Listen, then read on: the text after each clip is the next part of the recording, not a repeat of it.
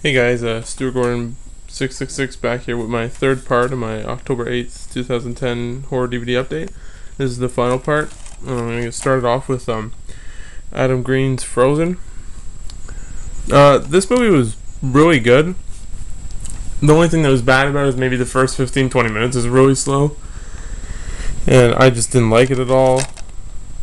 That first 15 or 20 minutes, but then once it started, actually stuff started rolling. It got really good.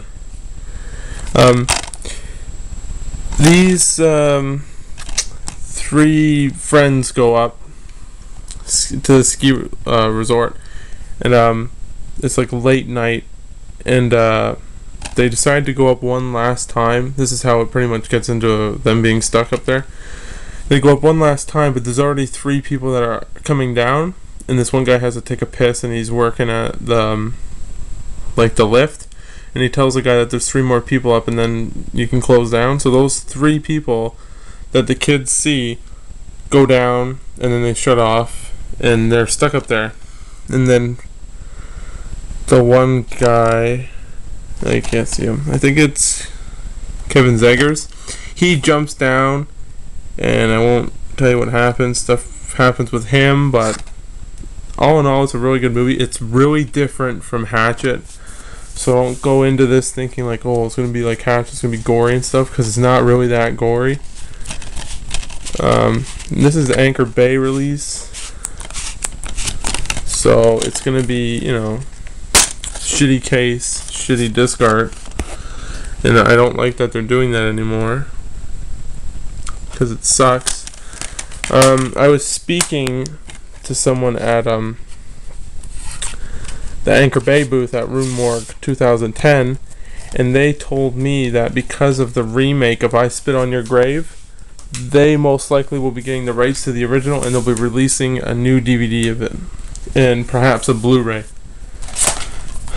Alright, the next one is also an Anchor Bay film, and that's Roddy Piper in Hell Comes to Frogtown. This movie is amazing. It's so fun. It's so cheesy. It's an awesome movie. It's pretty much like a nuclear bomb went off, and all these men got affected by it, and there's pretty much only a couple men left, and Roddy.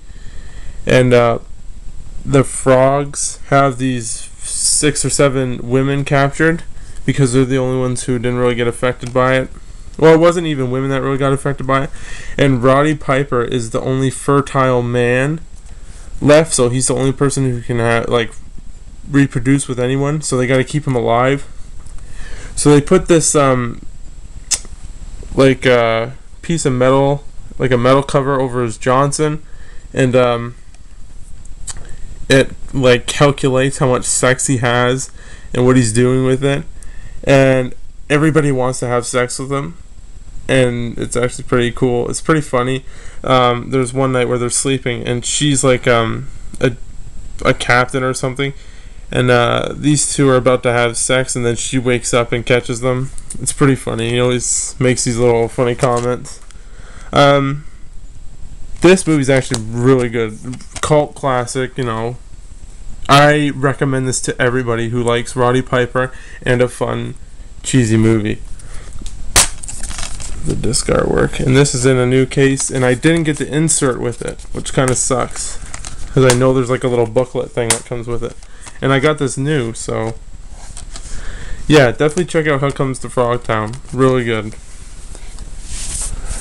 And the next one is Black Christmas, and this one is a different release. Well, not really, it's just a different cover. The white cover, I like the white cover a little bit more.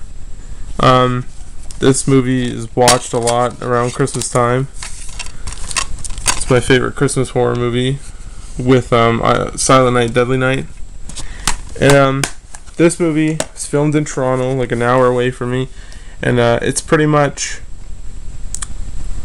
this guy. He escapes. He's like from a loony bin. He kills people, but he goes upstairs in this sorority house, and he's making calls from the attic, but they don't know where it is, and it's like really obscene, rude calls. And I mean, for a Canadian movie, it was really good. John Saxon's in it. Who else? Margaret Kidder. And it was directed and produced by the late Bob Clark. Check this out, really good. You be the judge, because it's like, this is kind of like Halloween a little. But yeah, it's really up to you whether or not you like it or you don't. And the next couple I haven't seen, I'm sorry. We got Return to Sleepaway Camp. The only reason I really bought this was because the original director, I believe producer, and a couple of actors like Ronnie came back to do this. I'm not expecting really anything from this movie other than to be really shitty and cheesy with a couple of good things from the original actors. And Isaac Hayes is in it, so I don't know. Comment below, tell me how it is, if I should even waste my time with it, or, you know. And the next one is actually a really cool movie. I've seen a little bit of this, yes. It's Richard Stanley's Dust Devil. This is the single disc edition. Pretty cool movie. This guy right here is like a chameleon or something. He changes into people, he changes into different things, and he kills people while he's walking through the desert. I fell asleep through halfway. It kind of got a little bit boring, but I mean, what I saw of it wasn't too bad. This artwork, and it comes with production diary and a comic book. The comic book is really cool. Yeah, but if you like hardware, I'm sure you'll like this movie. You know, it's got that Richard Stanley feel to it, like kind of like how Hardware was with the colors and stuff. And I mean, it's pretty brutal in some scenes. It's Dust Devil. Next one I've never seen, Blind Buy, brand new for $4. Frankenstein 90 from Anchor Bay. It's a French Frankenstein movie, so it's gonna be, you know, rude, and French movies are kind of twisted, so that's all I can really expect from this. Discard chapter list, and I don't even remember what the poster was. Oh, yeah, same as the cover. I definitely don't know anything about this. I saw it just because it looked kind of cool, it looked interesting. And my next one is one that I was looking for a really long time, and I finally found it. It's Peter Jackson's Meet the Feebles. It's like the Muppet Show on drugs, pretty much. This girl, I believe, she starts doing shitty in her shows or whatever, and she tries to commit suicide, but then she comes back and tries to, I don't know, fight this gang or something, and she has AIDS or something, and there's like drugs and sex, and it just sounded really cool. And I like Peter Jackson's older stuff, so I mean, this movie could be great. If anybody's definitely seen this, let me know how it is, because I'm really excited to watch it, but I got a lot of other stuff to watch first. And these next three are pretty cool. Synapse Films, the Asian Cult Cinema Collection. This one's Stacy. I'm not going to bother to say any of the names, like the directors, because I probably won't pronounce it properly. I definitely don't know much about this, but there's a cool thing about it. It's like Bruce Campbell's right hand too. It's supposed to have like these chainsaws on their hands, and it says Bruce Campbell. I mean, which was pretty cool. I thought that was pretty neat. Yeah, I'm just gonna try and collect all these and then kind of watch them back to back at some point, because I really want to get Battle Girl, The Living Dead in Tokyo Bay. And the next one is another Asian Cult Cinema Collection, Entrails of a Beautiful Woman. I did not realize that this was the second one. I kind of want to watch the first one before I watch this one. I'm pretty sure this is the one that's gory or violent. One of them's really gory, and then one of them's like, let me rephrase that. Not gory and violent. One of them's really gory and violent, and then the other one is like filled with sex and nudity and stuff. I'm pretty sure this is the sex one, and then the first one, Entrails of a Virgin, is a gory one. I could have it the opposite way though, but yeah. And then the next one is Horrors of a Malformed Man. I seen this and I was just like, holy crap, because this was like $30 in the HMV by my house, but then I found it for $17.99, and the used place that I go to was having a 25% off sale, so I got it for like $10. Yeah, again, don't know too much about this. Reversible Chinese, it's got its Chinese cover.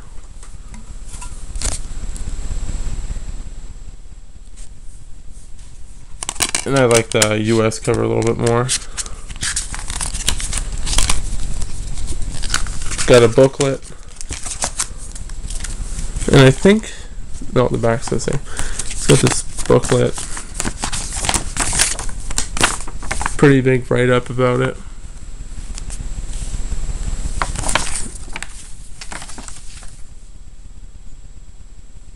And then it's got the chapter selection.